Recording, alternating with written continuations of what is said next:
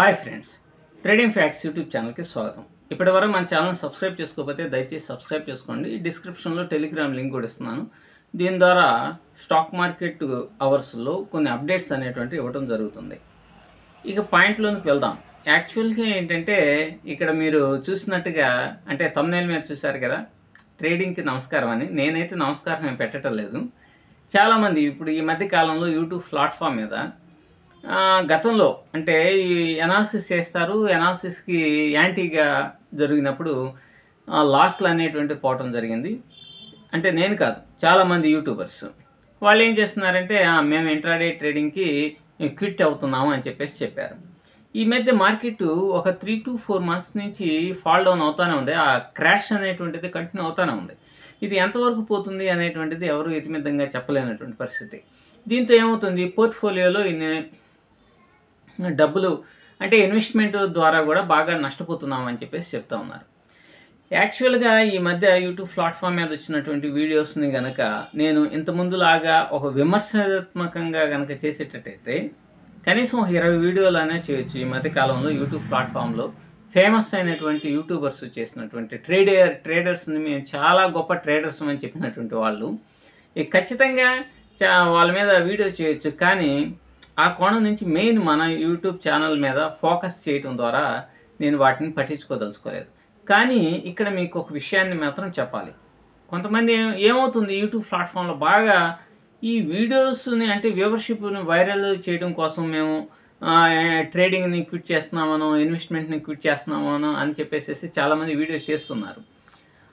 కానీ వాళ్ళే ఇన్వెస్ట్మెంట్ చేయండి, మేము ఈ స్టాక్స్ కొంటున్నాము, వీటిలో ఇన్వెస్ట్మెంట్ చేస్తున్నాము, ఇదో ఇంట్రాడే ట్రేడింగ్ చేయండి అని ఇవన్నీ కూడా ఎంకరేజ్ చేస్తున్నారు కదా. అంటే వాళ్ళ బ్రోకరేజెస్ కోసం వాళ్ళకి ఉన్న వాళ్ళ కోసం చేస్తున్నటువంటి ప్రయత్నాలు అనమాట. ఈ మధ్య కాలంలో ఈ బ్రోకరేజెస్ అనేటువంటివి కూడా అంటే దాదాపుగా 40% to 50% ఇంట్రాడే ట్రేడింగ్ చేసేటువంటి వాళ్ళు తగ్గిపోయారు. దీనివల్ల బ్రోకరేజ్ ఇన్కమ్ కూడా తగ్గిపోవడం వలన వివిధ రకాలైనటువంటి ప్రమోషన్ చేసుకునేటువంటి పరిస్థితులు నెలకొన్నాయి. వీళ్ళు ఏం చెప్తున్నారు, మీరు ట్రేడింగ్ అనేటువంటి చేయండి అంటున్నారు, అలాగే ఇన్వెస్ట్మెంట్ చేయండి అంటున్నారు. ఇప్పుడు ఏమన్నా మేము ట్రేడింగ్ నుంచి క్విట్ అవుతున్నాము, ఇన్వెస్ట్మెంట్ నుంచి క్విట్ అవుతున్నాము అని చెప్పేసి చాలామంది చేస్తున్నారు. పర్టికులర్గా పలానా వ్యక్తులని కాదు, చాలామంది చేస్తున్నారు. అయితే వీళ్ళని నేనేం తప్పు పట్టడం లేదు. ఎందుకంటే పాపం ఎవరైనా సరే వ్యూవర్షిప్ కోసమే వీడియోలు చేస్తుంటారు కదా. కాబట్టి నేనైనా వ్యూవర్షిప్ కోసం కొన్ని వీడియోస్ చేస్తాను గతంలో కూడా. కాబట్టి నేను మెయిన్గా చెప్పేది ఏంటంటే స్టాక్ మార్కెట్ అనేటువంటిది ఇట్ ఈస్ ఒక టైప్ ఆఫ్ బిజినెస్ అన్నమాట.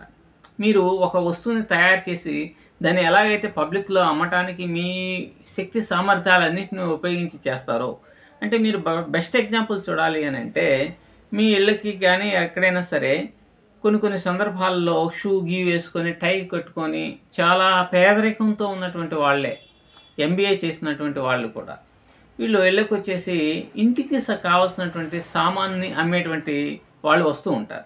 నిజంగా వాళ్ళు అమ్మేటువంటి క్రమంలో వాళ్ళకు ఉన్నటువంటి ఎక్స్పీరియన్స్ మొత్తాన్ని రకరకాలైనటువంటి కోణాల్లో ఆ యజమానికి చెప్పేసేసి ఎట్లాగైనా వాళ్ళ దగ్గర ఉన్నటువంటి వస్తువుల్ని అమ్మే ప్రయత్నం అనేటువంటిది చేస్తారు. కానీ వాళ్ళు ఎంత కష్టపడుతున్నారో ఒక 10 రూపాయల వస్తువుని అమ్మటానికి, లేకపోతే ఒక 100 రూపాయల వస్తువుని అమ్మటానికి వాళ్ళు ఎంతగా కష్టపడుతున్నారు, ఎంతగా ట్రైన్ అవుతున్నారు. అంటే వాళ్ళు అట్లా అమ్మటానికి ముందే బాగా ట్రైన్ అవుతారు కదా, ఎంత ట్రైన్ అయ్యి ఎంతో కష్టపడి ఇవన్నీ కూడా అమ్ముతున్నారు. అప్పుడు 100 రూపాయలకో ఎంతకో అమ్మితే వాళ్ళకు వచ్చేటువంటిది 10 రూపాయలు. మరి స్టాక్ మార్కెట్ అనేటువంటి దాంట్లో ఒకే రోజున 20,000, 10,000, 15,000, 50,000 సంపాదించాలి అని అనుకోవటం ఎంతటి హాస్యాస్పదమో ఒకసారి మనం ఆలోచించాలి. ఎందుకంటే ఇన్వెస్ట్మెంట్ అనేటువంటిది చేసేటప్పుడు దానికి ఉండేటువంటి సబ్జెక్ట్ ఒక రకంగా ఉంటుంది, ఇంట్రాడే చేసేటప్పుడు దానికి ఉండేటువంటి సబ్జెక్టు మరో రకంగా ఉంటుంది. సో ఇంట్రాడేని ఇన్వెస్ట్మెంట్ని రెండింటిని స్టాక్ మార్కెట్లో క్లబ్ చేసేసి ఇన్వెస్ట్మెంట్ చేయగానే లాభాలని మనం స్వీకరించేస్తాము అనో, లేకపోతే ఇంట్రాడే చేయడం ద్వారా వెంటనే ఈరోజు ఒక 5,000, 10,000 వస్తాయనో అనేటువంటి భ్రమలో చాలామంది YouTubers, fake stock market trainers, ఈ రిఫరల్ ఇన్కమ్ కోసం మిమ్మల్ని ఎంకరేజ్ చేసినటువంటి వాళ్ళు వీళ్ళందరూ కూడా ఆ విషయాలు అనేటువంటిది చెప్పకుండా ఇప్పుడు మేము క్విట్ అయిపోతాము ఇన్వెస్ట్మెంట్ నుంచి, ఇంట్రాడే నుంచి ఆల్రెడీ క్విట్ అయిపోయారు చాలామంది. ఇప్పుడు ఇన్వెస్ట్మెంట్ నుంచి కూడా క్విట్ అవుతున్నాము. దీని బదులు ఎఫ్డీల్లోనో లేకపోతే ఇన్సూరెన్స్ పాలసీస్లోనో ఇటువంటి వాటిలో ఇన్వెస్ట్ చేయడం చాలా బెస్ట్ అని చెప్పేసి అని అంటున్నారు. కానీ వాస్తవాన్ని ఆలోచించండి. ఒక ఒక 100 రూపాయలు ఎండలో ఉదయం నుంచి సాయంత్రం దాకా పనిచేస్తే 700 రూపాయలు వస్తున్నాయి.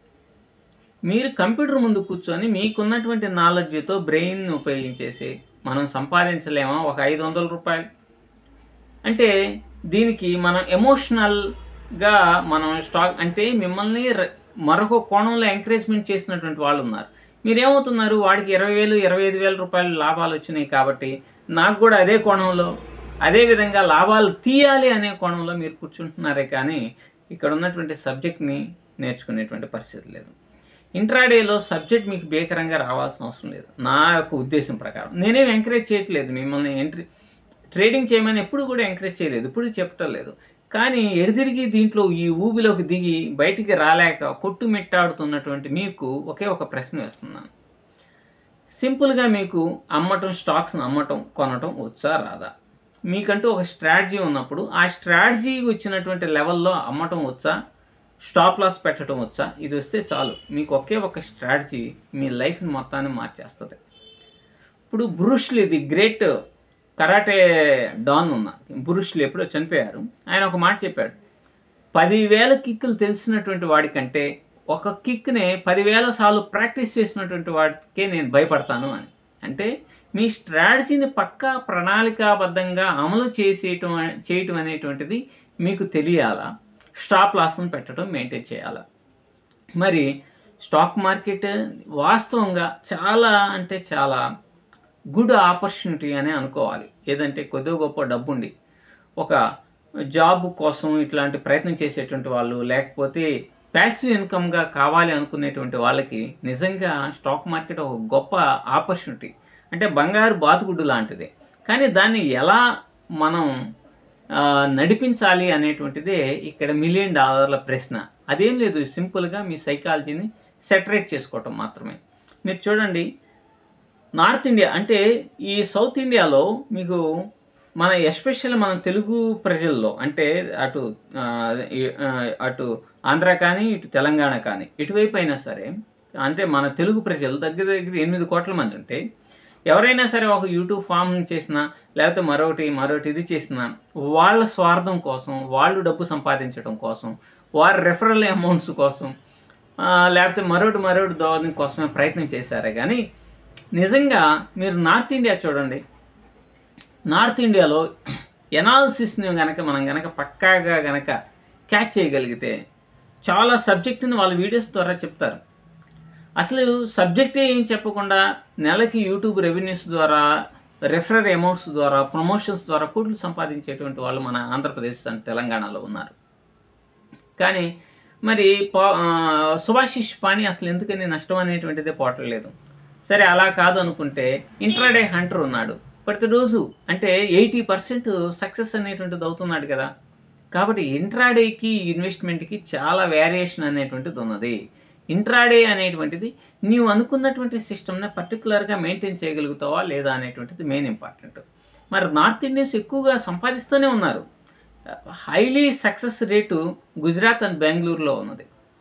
కాబట్టి వాళ్ళు సక్సెస్ అవుతున్నారు, మన తెలుగు ప్రజలు ఎందుకు సక్సెస్ కాలేకపోతున్నారంటే సరైనటువంటి గైడెన్స్, మెంటార్షిప్ ఇవన్నీ లేకపోవడం వల్ల.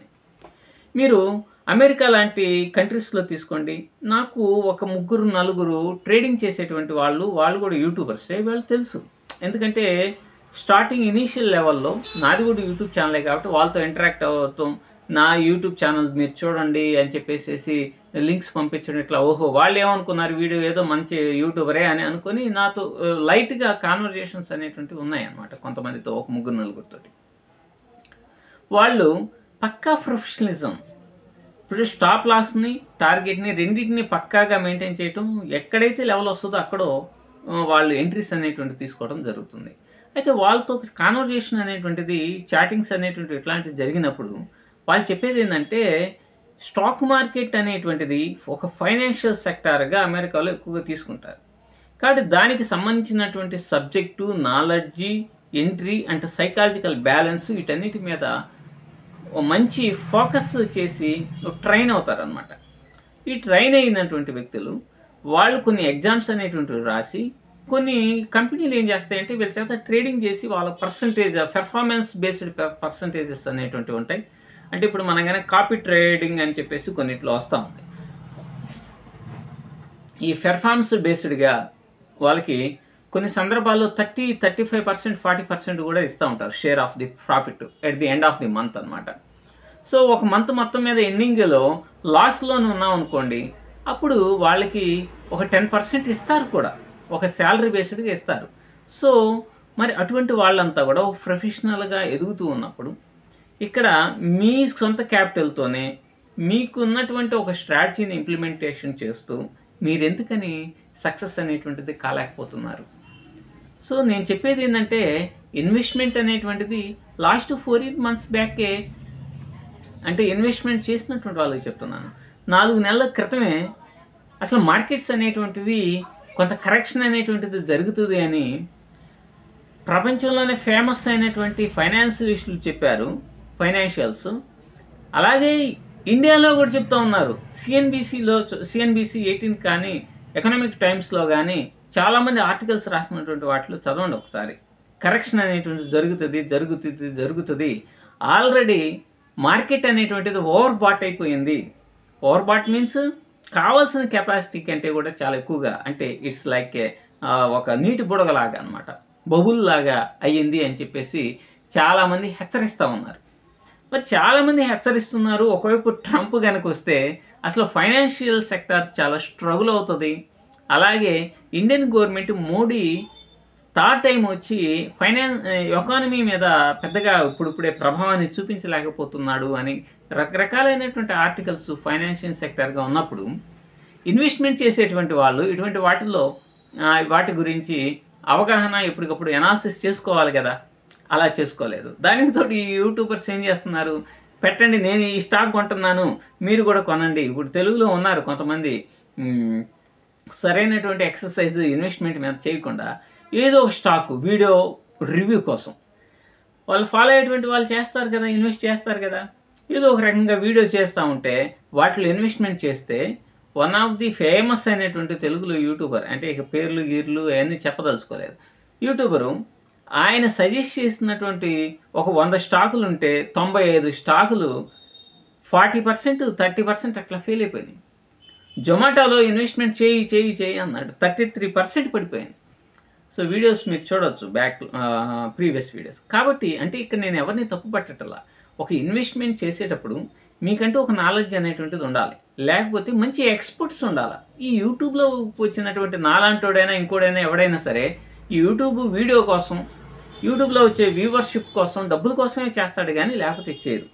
లక్షలు కోల్పోయినటువంటి వ్యక్తులు థంబ్నెయిల్స్ పెట్టేసేసి కోట్లు నష్టపోయినాయి అని చెప్పినటువంటి వాళ్ళు థంబ్నెయిల్స్ చాలా అట్రాక్టివ్గా పెట్టేసేసి అసలు అద్భుతంగా వీడియోస్ చేస్తూ ఉంటే లక్షలు వాటిని చూస్తూ ఉంటే వాటి ద్వారా ఇన్కమ్ కోసమే వాళ్ళు చేస్తున్నటువంటి ప్రయత్నం, ఎవరైనా చేసేటువంటి ప్రయత్నం. కాబట్టి సరైనటువంటి నాలెడ్జ్ లేకుండా ఇన్వెస్ట్మెంట్ అనేటువంటి చేయకూడదు. ఇన్వెస్ట్మెంట్ అనేటువంటిది యూట్యూబర్స్ని బేస్ చేసుకొని చేయబాకండి.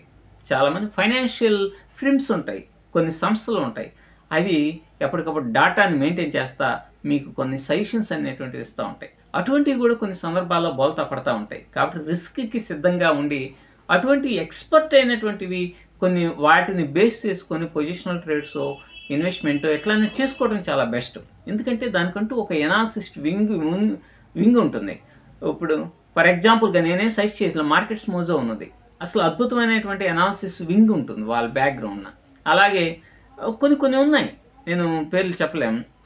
సో అటువంటి వాటిని ఫాలో అవుతా వాళ్ళకి కావాల్సిన ఫీజు చెల్లించేసి మీరు లక్షలు ఇన్వెస్ట్ చేసేటప్పుడు అటువంటి వాళ్ళు సూచన సలహాలతోటి వాళ్ళు చాలా ఎంతోమంది చెప్పారు, కొన్ని స్క్వేర్ ఆఫ్ చేసేసేయండి అని చెప్పేసి కూడా చెప్పడం జరుగుతూ ఉంటుంది.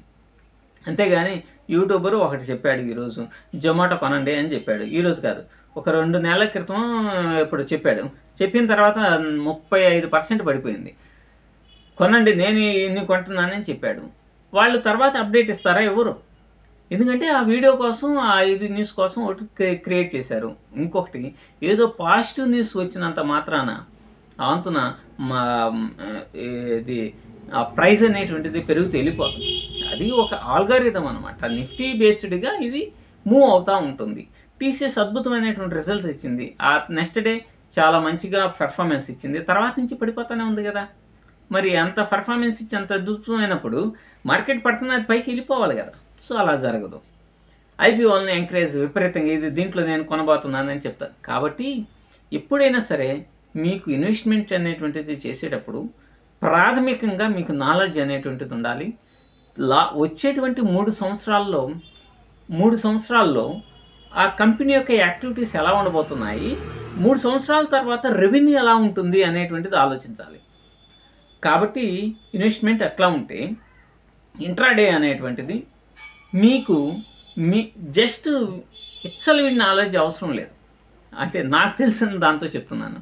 One of the man who studied only intermediate చదివి ఏదో పని చేసుకుంటూ అంటే వ్యవసాయం చేస్తూ ట్రేడింగ్లో ఒకే ఒక కాన్సెప్ట్ బేస్డ్గా ట్రేడ్ చేస్తూ ఉన్నాడు.